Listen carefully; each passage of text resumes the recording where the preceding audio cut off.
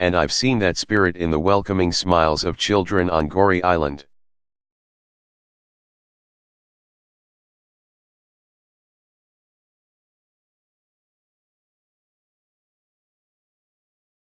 And the children of Mombasa on Kenya's Indian Ocean coast. That spirit exists in the mother in the Sahel who wants a life of dignity for her daughters.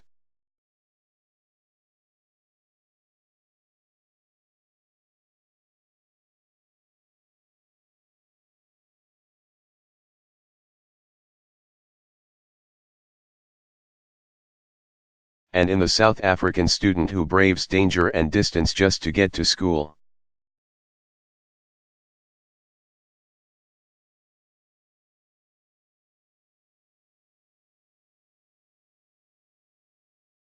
It can be heard in the songs that rise from villages and city streets.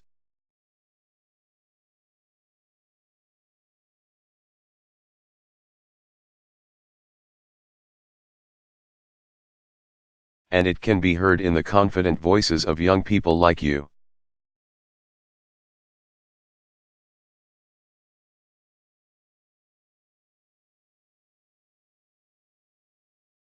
It is that spirit, that innate longing for justice and equality.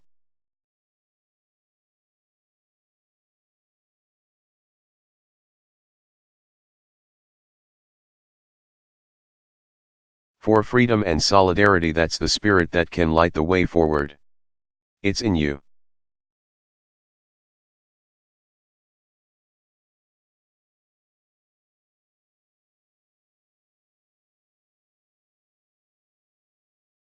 And as you guide Africa down that long and difficult road,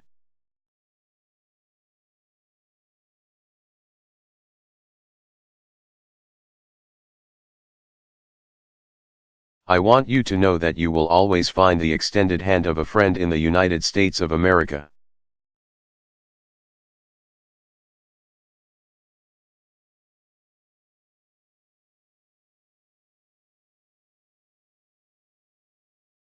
Thank you very much.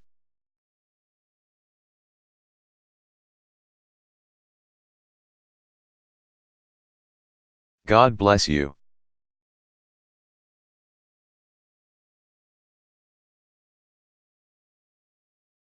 Barack Obama.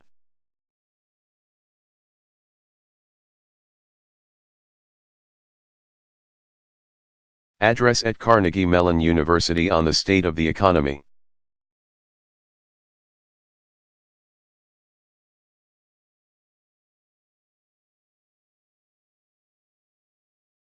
Delivered June 2, 2010, Pittsburgh, PA.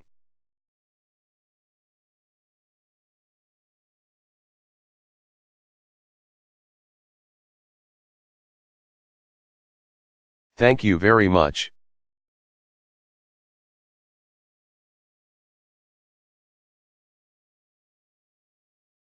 Let me begin by thanking Dr.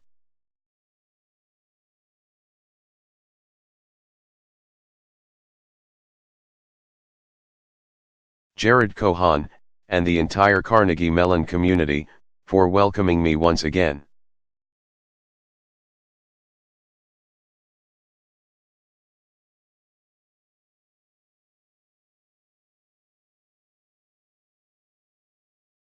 And for the terrific work that he and the administration, faculty, and staff do here each and every day.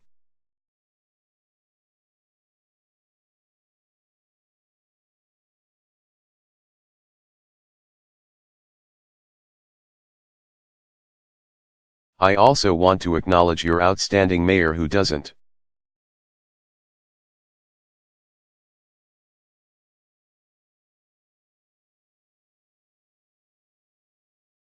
look any older than the last time I saw him, Mayor Luke Ravenstall.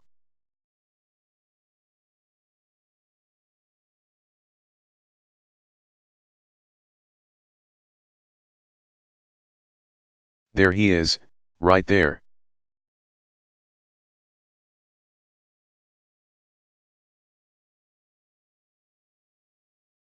It is great to be back at Carnegie Mellon, and in the beautiful city of Pittsburgh.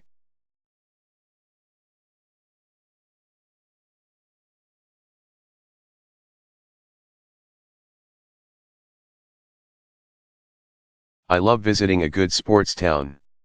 Last year, I stole Dan Rooney to serve as my ambassador to Ireland.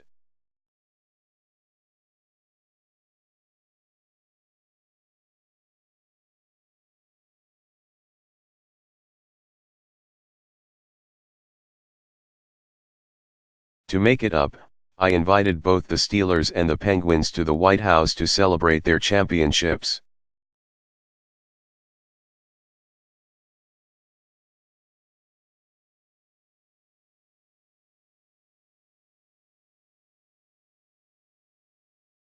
Seeing how the Blackhawks are headed to Philly tonight with a 2-0 lead in the Stanley Cup Finals.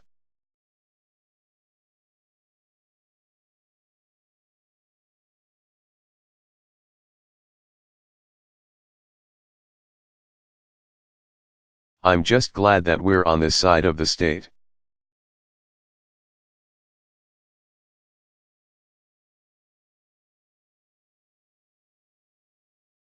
I noticed a couple of people said they were rooting for the Blackhawks.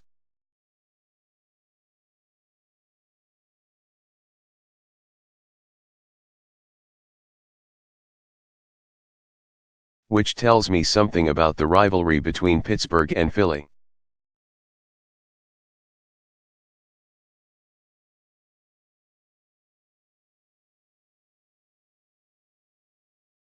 Of course, we meet here at an incredibly difficult time for America.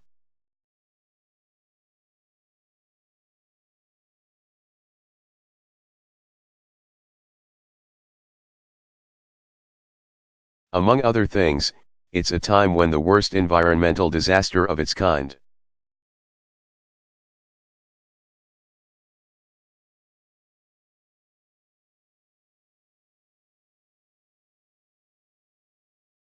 In our nation's history is threatening the Gulf Coast and the people who live there.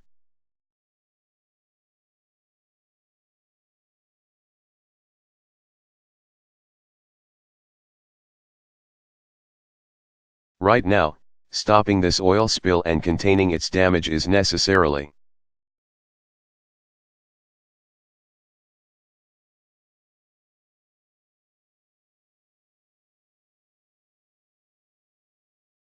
the top priority not just of my administration but I think of the entire country.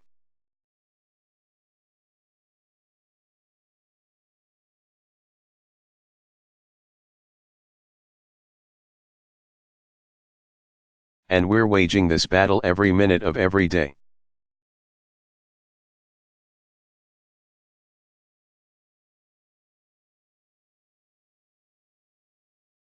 But at the same time, we're continuing our efforts to recover and rebuild.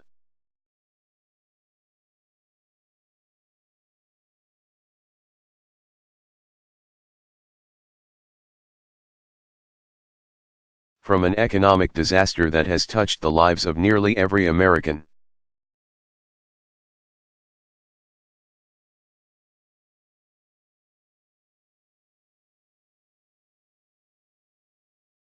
That's what I want to talk about today, the state of our economy.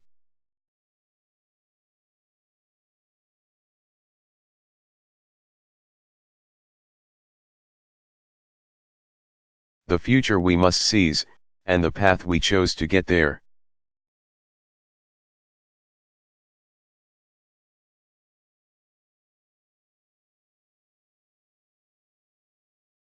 It has now been a little over 16 months since I took office amid one of the worst economic storms in our history.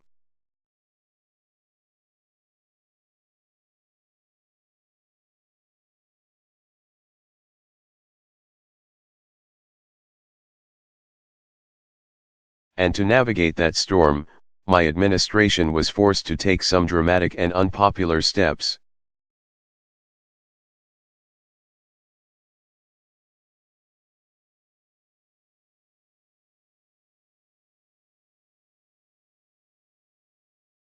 These steps have succeeded in breaking the free fall.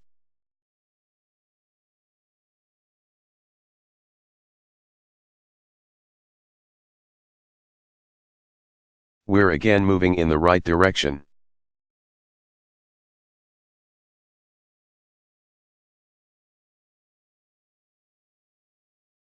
an economy that was shrinking at an alarming rate when I became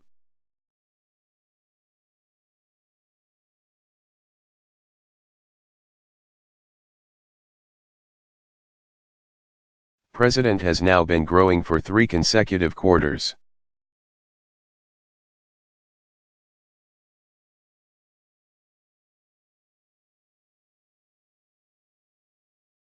After losing an average of 750,000 jobs a month during the winter of last year.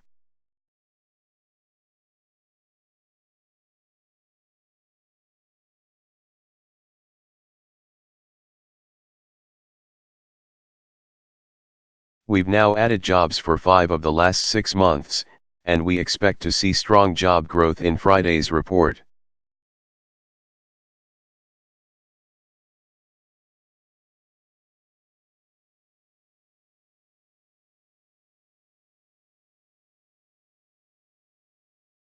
The taxpayer money it cost to shore up the financial sector and the auto industry, that's being repaid.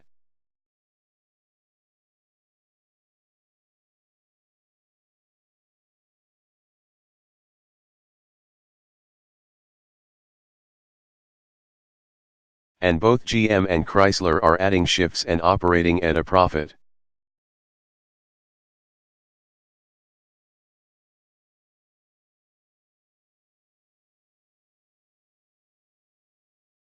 So, despite temporary setbacks, uncertain world events,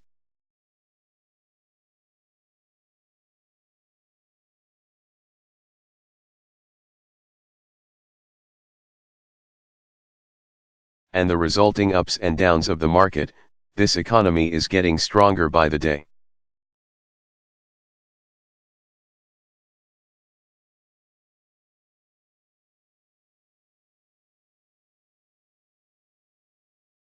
Now, that doesn't mean this recession is by any means over for the millions.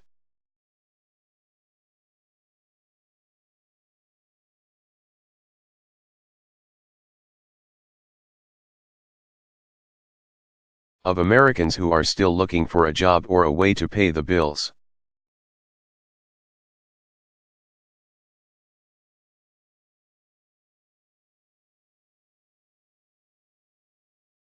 Not by a long shot.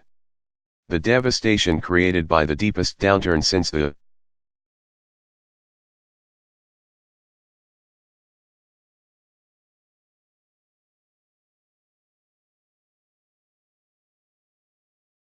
Great Depression has hit people and communities across our country very hard. And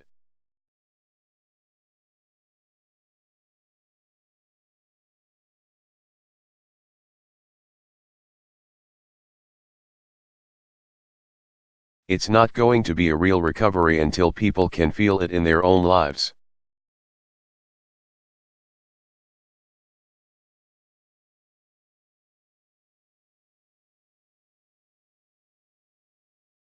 In the immediate future, this means doing whatever is necessary to keep the recovery going and to spur job growth.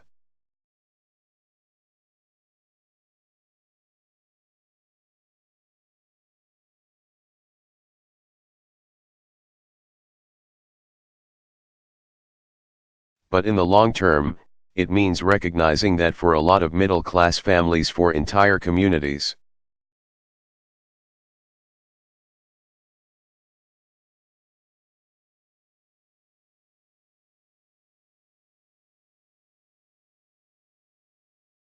in some cases, a sense of economic security has been missing since long before the recession began.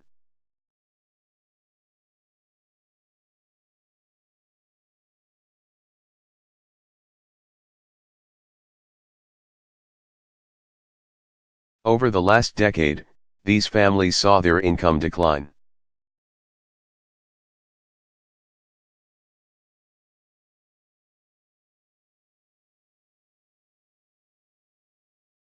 They saw the cost of things like healthcare and college tuition reach record highs.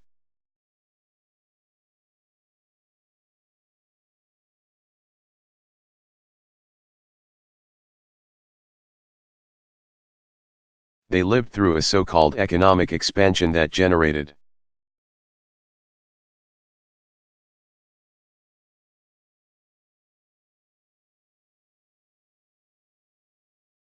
Slower job growth than at any prior expansion since World War II.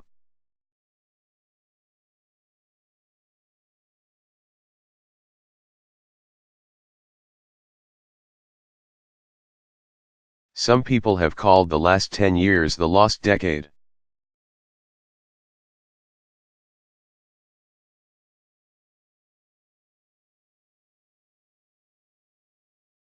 So the anxiety that's out there today isn't new.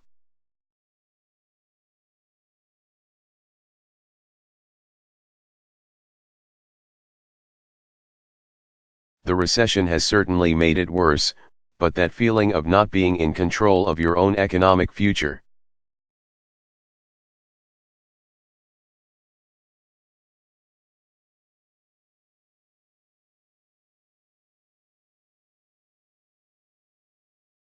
That sense that the American dream might slowly be slipping away, that's been around for some time now.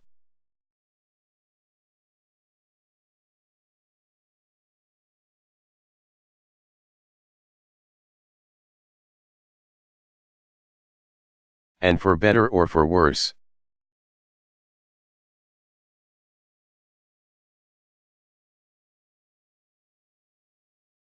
Our generation of Americans has been buffeted by tremendous forces of economic change.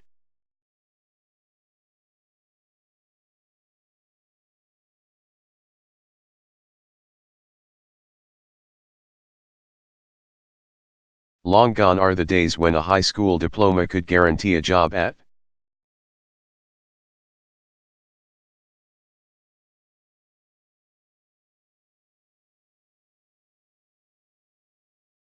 A local factory, not when so many of those factories had moved overseas.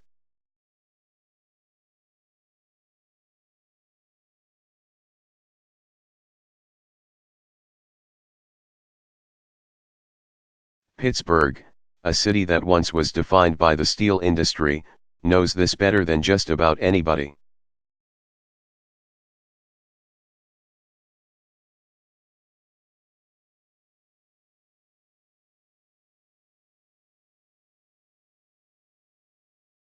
And today, the ability of jobs and entire industries to relocate where there's skilled.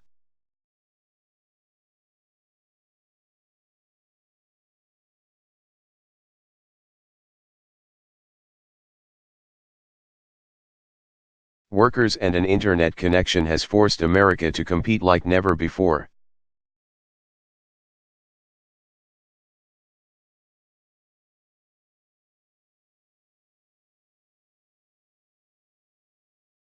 From China to India to Europe, other nations have already realized this.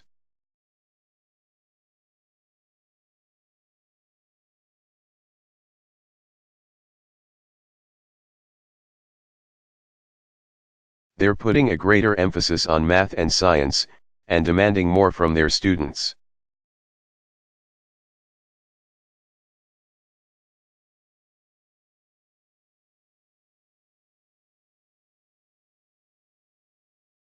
Some countries are building high-speed railroads and expanding broadband access.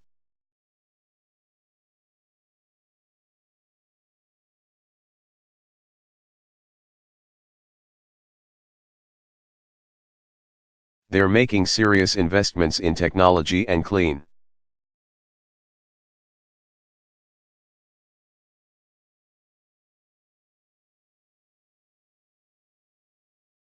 energy because they want to win the competition for those jobs.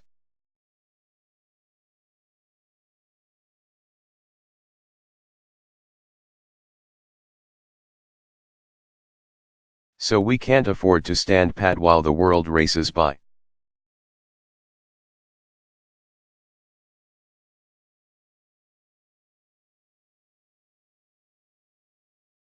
The United States of America did not become the most prosperous nation on earth by sheer luck or happenstance.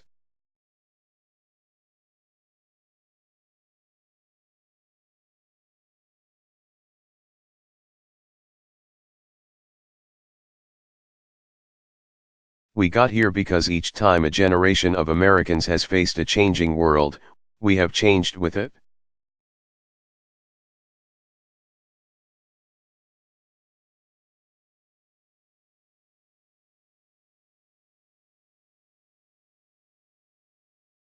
We have not feared our future, we have shaped it.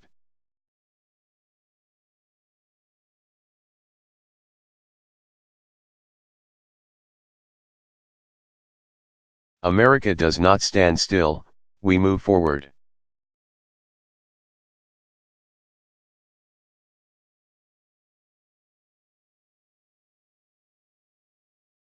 And that's why I've said that as we emerge from this recession, we can't afford to return to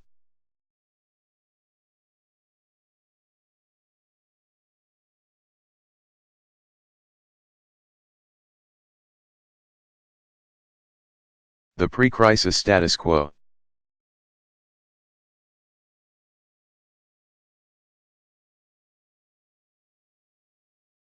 We can't go back to an economy that was too dependent on bubbles and debt and financial speculation.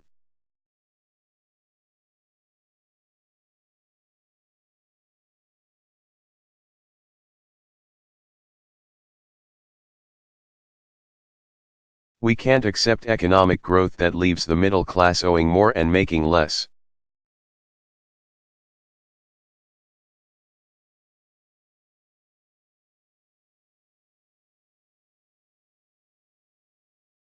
We have to build a new and stronger foundation for growth and prosperity.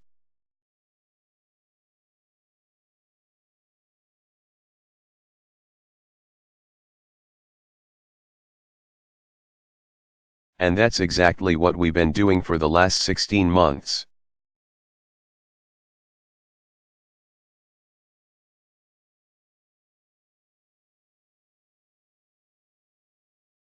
It's a foundation based on investments in our people and their future.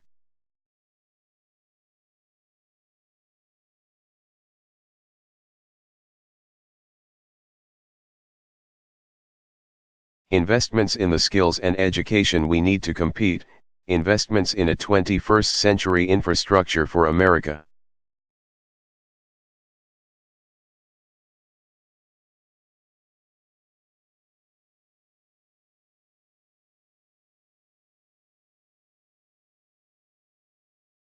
From high-speed railroads to high-speed internet, investments in research and technology.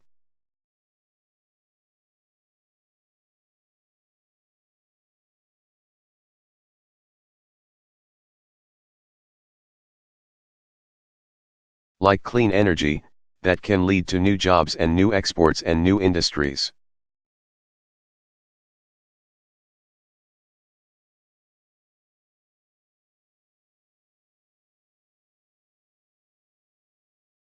This new foundation is also based on reforms that will make our economy stronger.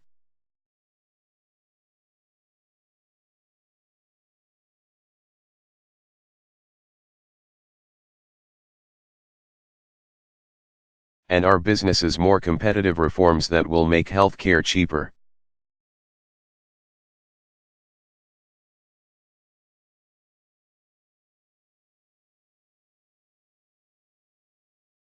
Our financial system more secure, and our government less burdened with debt.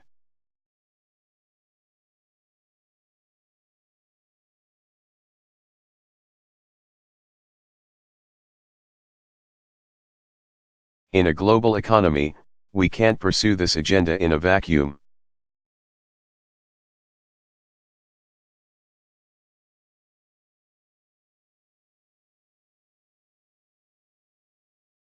At the height of the financial crisis, the coordinated action we took with the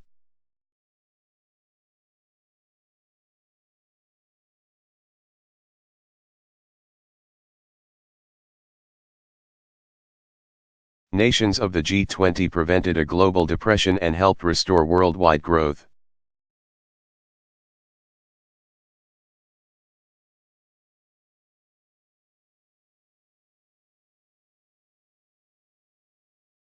And as we've recently witnessed in Europe,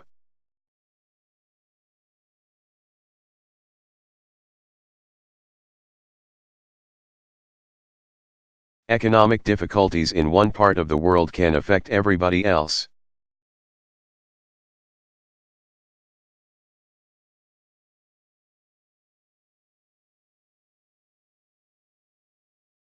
And that's why we have to keep on working with the nations of the G20 to pursue more balanced growth.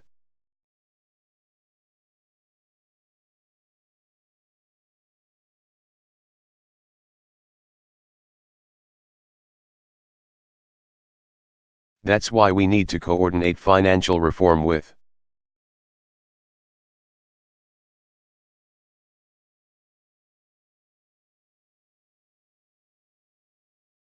other nations so that we avoid a global race to the bottom.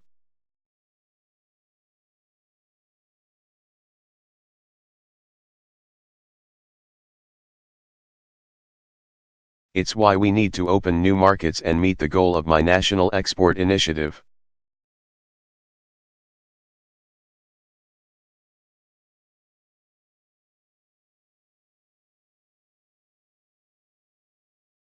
To double our exports over the next 5 years.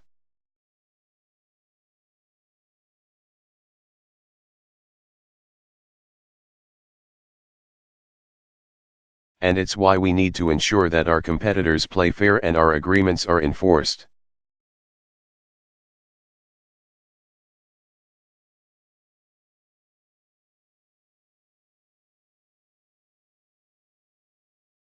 This, too, is part of building a new foundation.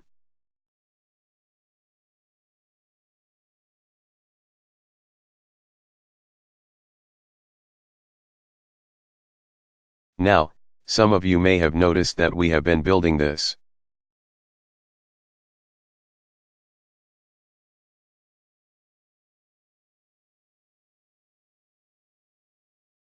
Foundation without much help from our friends in the other party.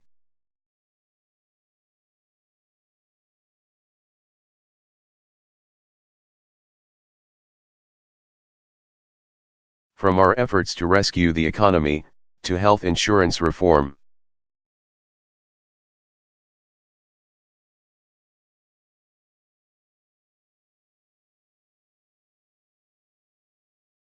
To financial reform, most have sat on the sidelines and shouted from the bleachers.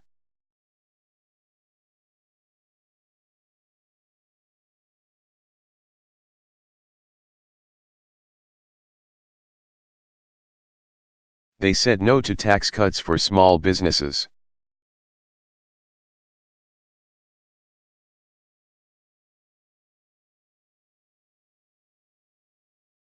No to tax credits for college tuition, no to investments in clean energy.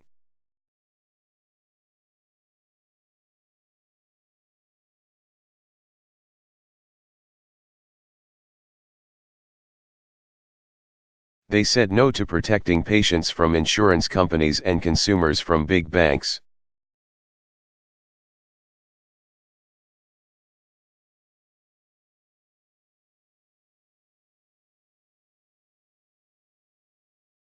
And some of this, of course, is just politics.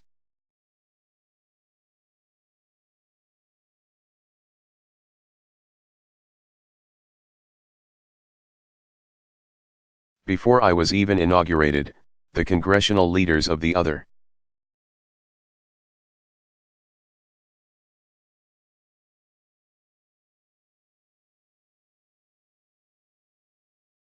party got together and made a calculation that if I failed, they'd win.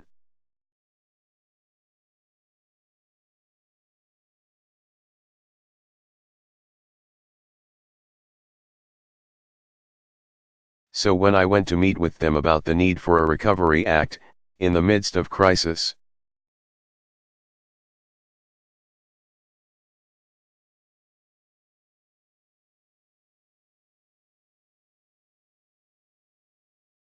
they announced they were against it before I even arrived at the meeting.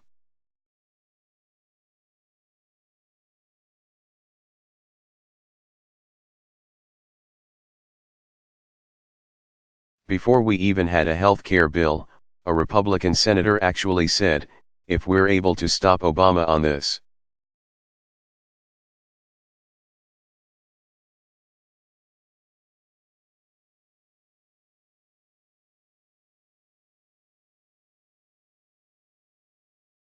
it will be his Waterloo. It will break him. So those weren't very hopeful signs.